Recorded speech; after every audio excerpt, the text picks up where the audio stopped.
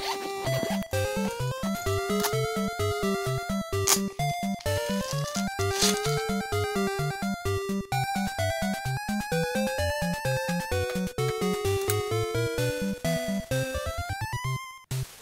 guys, Scatlink here.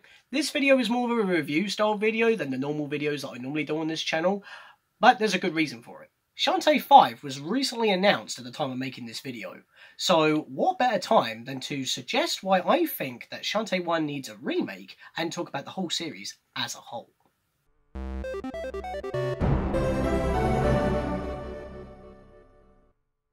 Shantae, Half-Genie Hero.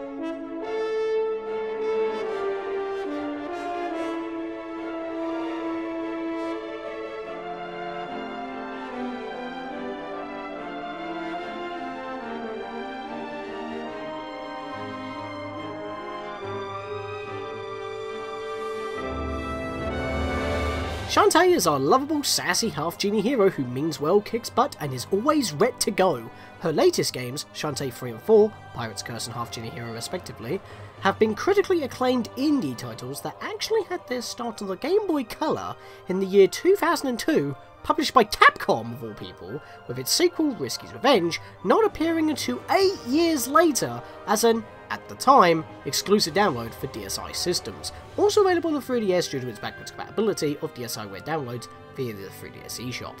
Each game has the familiar 2D platforming elements we always see, running around side-scrolling set pieces, jumping on platforms, dodging enemies, and making it to the end. However, some Metroid elements are also included, coined as in the gaming community as Metroidvania, due to how the more popular Castlevania games drew inspiration from the Metroid style of gameplay, being that the game focuses more on exploration more than just reaching the end of a single level.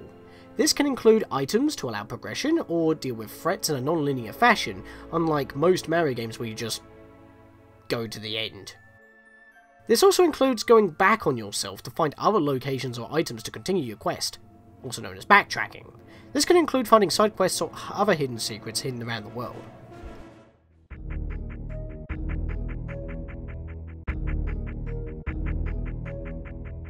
Much like how the Metroid games have been exploring an entire planet with its many biomes, the first Shantae game allows you to explore an interconnecting world joined together by many platforming sections that form the routes in between set pieces like the towns and dungeons of Sequin Land, where the whole series takes place.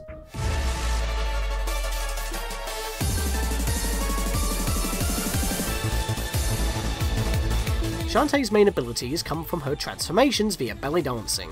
As a half-genie, her mother being a genie and her father being a human, both unnamed, she channels her magic by dancing to some sick beats to become different animals and even mythical creatures like a mermaid or a harpy to solve trickier platforming sections, attack baddies, or just get around faster. She also has a hair whip, whacking foes in the face by swooshing her long purple ponytail directly ahead. Get it? Ahead! I know. I'd pull my hair out too. Oh, and did you know that Shantae's hair is actually part of her genie heritage? Pun not intended, I'm actually being serious here. No joke, and this is a little bit of a spoiler, so if you want to skip this little snippet, there is a timecode in the description below. At the end of Risky's Revenge, the main antagonist that the sequel is named after, Risky Boots, just go with it, finds a magic lamp that seems to be Shantae's, because when it is used, it separates Shantae from her genie half, somehow becoming her dark self and the embodiment of her extracted magic. And Shantae, using her human abilities and equipment, has to conquer herself, stop Risky, and the sequel being to this, being the Pirate's Curse, has Shantae still without her magic and is technically fully human until the end of the game. But during the Pirate's Curse, her hair is still purple and she can still whip people with it. It's not affected by her magic that was extracted, it's technically her genie tail and is a part of her being. You know that genies are normally depicted by a smoke-like tail coming out of their lamp? That's what her hair is, at least that's how I see it. But during the third game, because she doesn't have any magic, she cannot transform, so instead she uses Risky's equipment scattered across Sequin Land to get around. That is until the fourth game, Half-Genie Hero, where she has her magic back. Transform!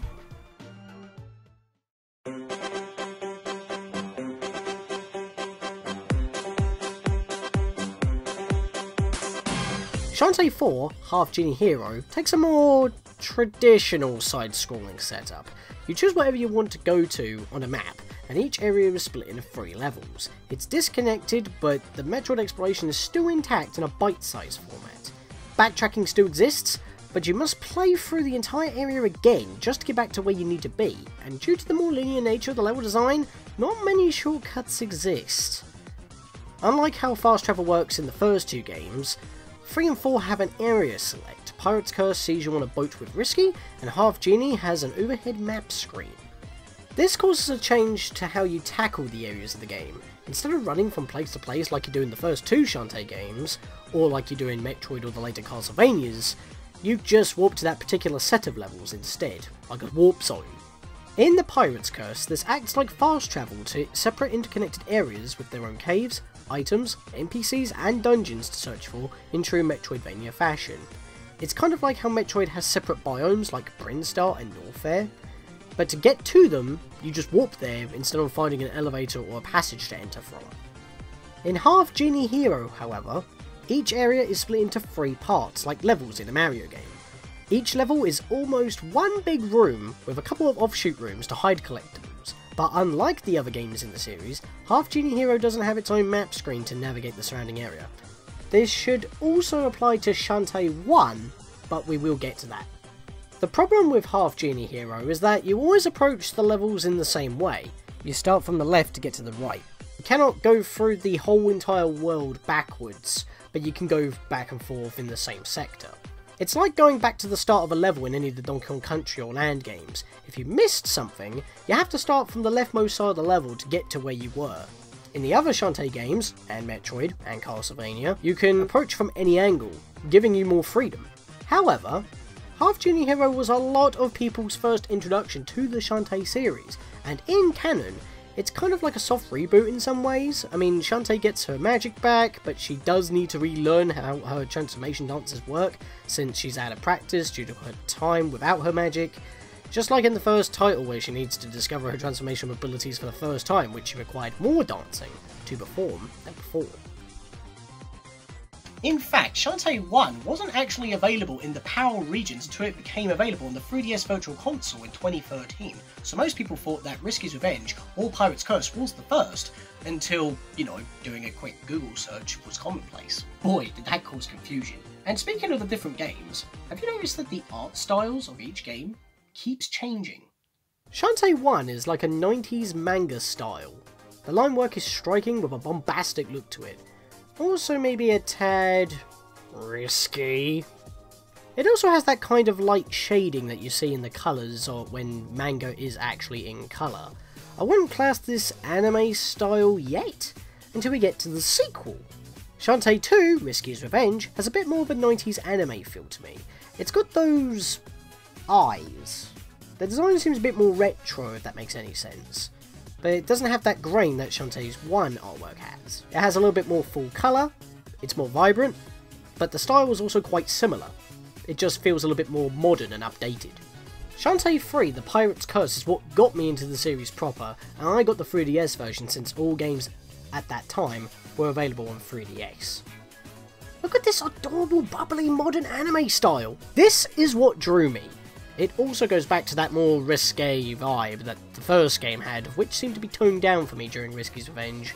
Call me a weeb if you want, but I had previously been tempted in the past to get into the series just by the artwork of Risky's Revenge alone, but it didn't truly captivate me until I saw Pirate's Curse. This is my absolute favourite style of Shantae. It actually makes me wish that there was an anime in this style. It's that good to me. The colour palette is a bit more washed out, but it does give more an Arabian feel to the character design. The eyes are a lot more larger and more expressive. The proportions have slight more curves to them, which just makes them more anime feel in terms of the modern design they're going for. And I find the renders of not only Shantae but the other characters to be very dynamic and full of energy. Shantae 4, Half-Genie Hero, is just as colourful and cartoony as before, but the characters look chibi-esque and cuter. Not only that, but the in-game graphics match this style and look 3D to a point due to the amount of frames of animation and how much detail they put into it. I know that we're not exactly focusing on the in-game graphics, but considering that they match the artwork pretty well, it's important to note that all the previous games that have been sprite-based were in their own separate style from the artwork. Yes, they were based off to it into a certain point, but there were noticeable differences, probably due to hardware limitations and the like. I'd also like to mention that Shantae 2 and 3 shared similar graphic styles while also being a 32-bit revision of Shantae's 1 sprites. It's like an evolution that they carried on until they completely redesigned them to match the artwork of Half-Genie Hero. The reason why the current artwork for Shantae is more cartoony is so that they can keep the design simple for smooth 60 frames per second implementation, while also keeping the previous anime style without overcomplicating things in the gameplay department. Now, if only the series can make the jump into 3D. Shantae for Smash. So this series has a lot going for it. There's a 5th game on the way, the soundtrack is always amazing, the artwork, despite being changing, is always vibrant and full of energy, and this series is one of the best series that Way Forward as an indie company have ever produced. And with the 5th game recently announced, fan art has been cycling around Twitter like Sky riding around on her bird wench. The series has done so well, in fact, the series has been getting ports to newer hardware in recent years. Shantae 2, Risky's Revenge, was exclusively released on the DSi in 2010, but it got ported to smartphones in 2011, PC via Steam in 2014, followed by the PS4 in 2015, and then the Wii U in 2016.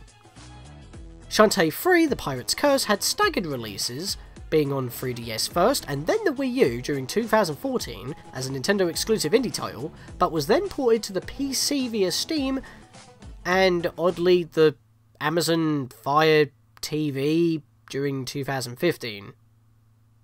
That's like the only one on an Amazon device. Strange. But it was also then followed by the Xbox One and then the PS4 during 2016. After 2 years had passed, it had also got ported to the Nintendo Switch in 2018. Shantae 4, Half-Genie Hero, was released on the Wii U, the PS Vita, the PS4, the Xbox One, and PC via Steam in 2016, with a Switch port soon following in 2017, only 1 year later. During the following year, many free and payable DLC alternate story modes, including new abilities and other playable characters, became available, and soon after, a complete edition version of Half-Genie Hero included all the free and paid DLC as part of a single package, and it became available on the same platforms as the original releases, both digitally and physically. Since Shantae 1 was released on the GameBoyColor, it only became digital when it hit the 3DS Virtual Console. In fact, Shantae 1 wasn't actually available in the PAL/European regions until it released on the 3DS Virtual Console in 2013, so most people's introduction to this series would most likely be either Pirate's Curse or Half-Genie Hero. Risky's Revenge was first released exclusively on DSi, and that may have passed people by. But out of all of this, there has been one defining thing that can be said about the series as a whole. The games are challenging but fun, and ooze with charm. But there is one game that seems to not only be neglected, but doesn't seem to have the same balance put into it. This could be attributed to age or how game design was at the time, but the game still needs a re-release, or more so, a remake. The origin of the Shantae series itself, Shantae 1. This game is rare, and it released after the Game Boy Advance was released.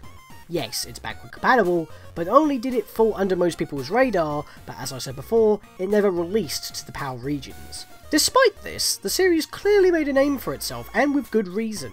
This particular game pushed the GameBoyColor to its absolute limit, bombastic catchy music, using every possible music channel, 60 frames per second gameplay with enough animation frames to match, even going as far as to squeeze in some official artwork into the game, 8-bitified, for menus, the title screen, the game over screen, and town exploration, and was one of the larger GameBoyColor games in terms of file size without any of Iwata's fancy compression techniques that he used on Pokemon Gen 2.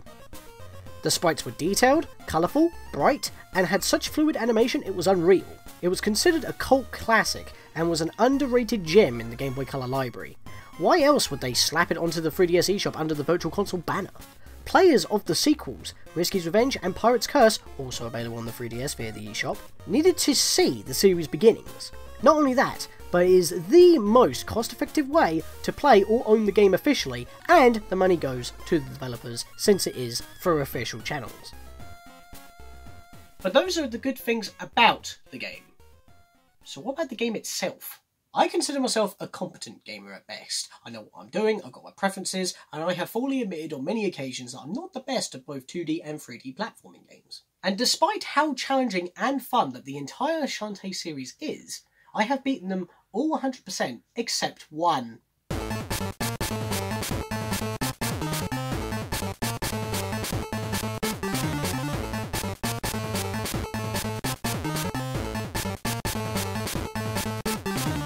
In fact, forget 100% in the game, I haven't even finished it yet.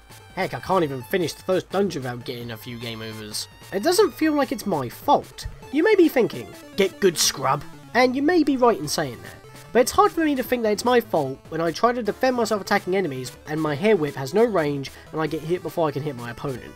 The hitboxes feel unforgiving, I swear, every time I get hit, it doesn't look like they touch me, yet when I attack, it goes right through them and they hit me anyway. You can even get hit when you're dancing. Really?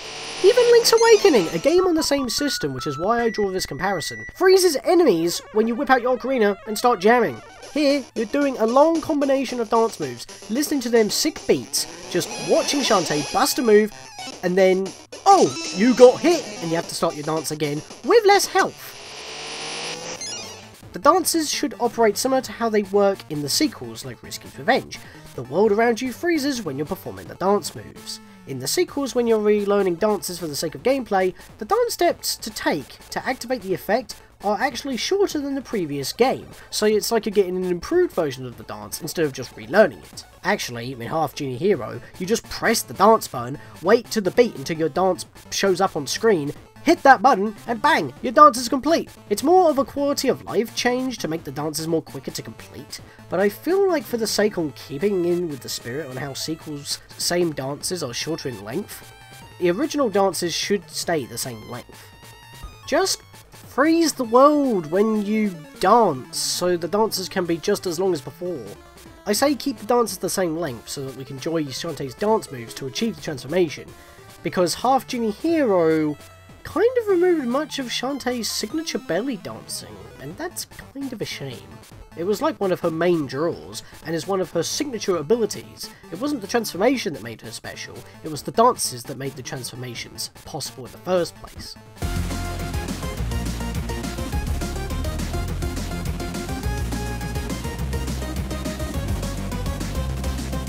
And Shantae doesn't run like you do in the other games. Instead of running being your default, and in some cases your only speed, you're walking.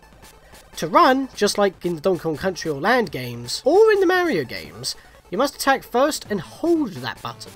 And you need that speed to make some jumps, otherwise you lose a life. A life. Not a bit of health, a life. The other Shantae games after this just take half a heart of health away for voiding out, but here, sure, your health bar may be completely reset, but you lose an entire life out of a starting amount of 3. Full 3 times, instant game over, and it's back to your last save point, and the game has no autosave. If you were trying to get back to a save point and you die, you have not only got to redo everything that you lost, but you need to get back to where you were just to save the game.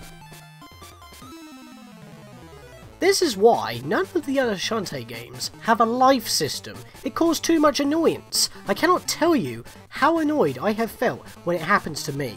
I don't want to play what I have literally just done again because I was cheaped out on saving my game right before saving my game. I mean, in this day and age, thank God for the 3DS's Virtual Console single save state. Thankfully for the future Shantae games, like your health, they took the Zelda standard and depleted your health when you fall, not like Mario where it takes an entire life away, which they finally abolished in Odyssey. Since it's more like Metroid, losing a life by falling into a pit seems too harsh for this style of a game. That's why Metroid outright does not have any pits, just lava or acid that eats up your energy as a punishment for being reckless. But that's not all. The biggest problem for me are the sizes of the sprites. Sure, it looks nice, but on top of the finicky hitboxes and not being able to at least double tap a direction to change walking speed into running, you're dealing with screen crunch. The screen is more zoomed in than any of the Donkey Kong Land games, because I can't see my surroundings at all. And when it comes to those areas that scroll up, I hope you know exactly where you'll be landing if you fall or get knocked off a platform by recoil or a projectile, because if you're not careful, as soon as the floor is reached, If you're already above a pit, you're done. You'll be second guessing yourself in a freefall, thinking, do you move or not? Which action will not send you falling into a pit, losing a life and potentially getting a game over, wasting your time and progress? Do I move, hoping to steer myself into land, or do I not move since I could possibly be above land? Will I land into a pit if I move, or I fall into a pit if I don't? When a room is huge and tall, true you're not able to see the bottom of the screen until you drop, but you should still be able to see when you approach to have enough time to make a split-second judgment. But here, you don't know until it's too late. The sprites are either too big or the screen needs to zoom out a bit. This is the biggest issue and it ruins the game for me. It's like trial and error but without the ability to save or try things over and over. There are no checkpoints. The checkpoints start at the beginning of the screen that you enter, which is a common thing in the Shantae games, but here it's a lot more prevalent. Despite how notoriously hard Super Mario Bros. The Lost Levels may be, the game allows you to restart at the beginning of the level you game overed on, so you can keep on trying, unlike in the original Super Mario Bros., where you either start the entire game again, or at the start of a world if you know the button combination. At least with Super Mario Bros., the early levels are mostly easy, and there are optional warp zones to get you back to where you were. And the camera shows the entire verticality of the level. True, the GameBoyColor version of both these games also has screen crunch, but it works a little bit better. Here, it's too punishing. You can't even warp to any of the towns until you find the 5 warp squids hidden in the dungeons, but you can't get them all until you have other transformations from later on in the game. So unless you want to wait until the end of the game and backtrack to unlock the warp, it'll be too late. There are fireflies you can find outside of dungeons, but that rewards you with a healing ability that could be helpful earlier on, but you can't get them all until you backtrack near the end of the game anyway when you have the transformations to reach them. There's no need to go out your way for a warp or a healing dance near the end of the game when you already have everything and the final boss awaits. If you could get them halfway through the game, then maybe, but you need all transformations in earlier dungeons just to get the ability to warp to an area you've already cleared out trying to get to the warp in the first place. Shantae 1 built a beloved series that has improved on each iteration, and by the sequel alone it had already reached a standard. Shantae 1 set the plot, the lore, the gameplay, the mechanics, and the style. Shantae onwards kept becoming more polished and kept improving. If you notice, Pirate's Curse was even more zoomed out than Risky's Revenge despite the similar graphical style. Probably due to the bigger and taller rooms of Pirate's Curse, the camera had to be zoomed out just a tad in order to accompany the larger level design. They learned, they improved, and each game got better, or stand together. But Shantae 1 is just that, a base. It got carried forward, but not many people talk about the original or go back to it. Like Zelda 1 or 2, you don't go back without a map. Shantae 1 lacked a map system, but you only need one due to not being able to see your surroundings. The other Shantae games had maps for easier navigation, but again, they were not exactly necessary. Also, Shantae 1 only had one re-release / port, and that was on the 3DS Virtual Console. At least the ports for the sequel, Risky's Revenge, were redone in HD and included a new hard / magic mode for veterans, a cosmetic change that increased damage taken and dealt. If Shantae 1 had a remake, it could become part of the other HD ports of Risky's Revenge and Pirate's Curse. Imagine the original, remade with the sprites of 2 and 3 as they had originated from.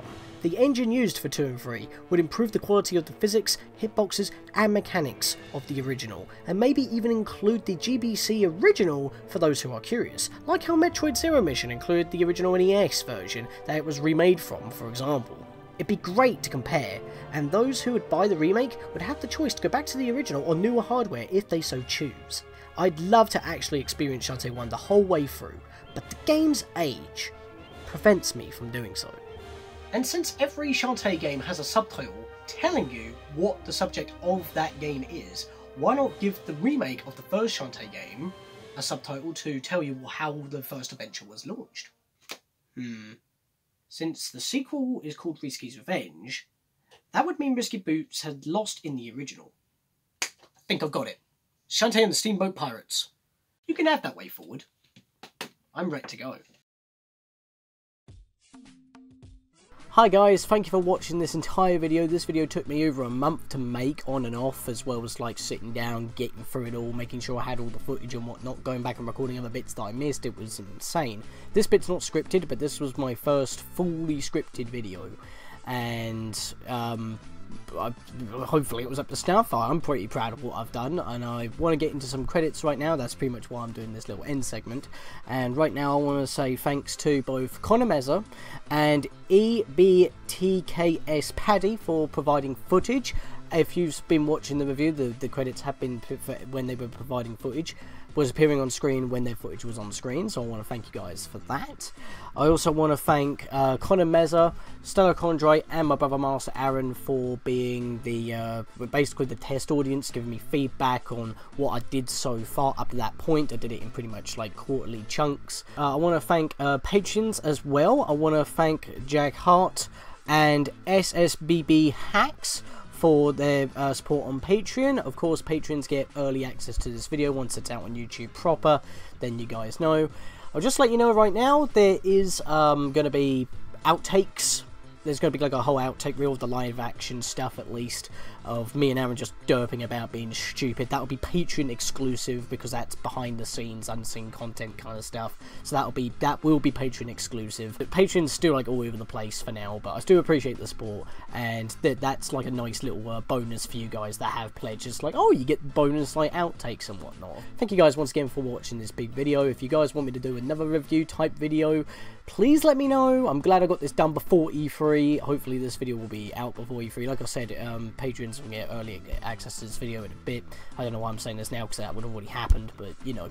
It's just off the mind, and like I said, off the cuff, and but like unscripted. That's what I'm good at. So hope you guys look forward to what we got next coming on the channel. Hope you like this video. If you want to see more, let me know. Don't know when I'm going to get to them.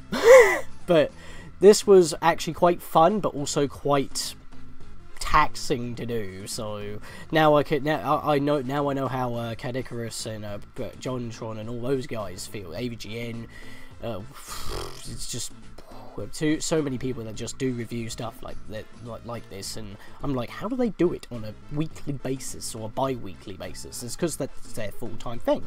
Don't have that with me. But you know, like I said, if you want more of these videos, let me know, and I'll see you guys for whatever video we do next. See you guys then. I'm ready to go for more projects. Yeah, that wasn't funny.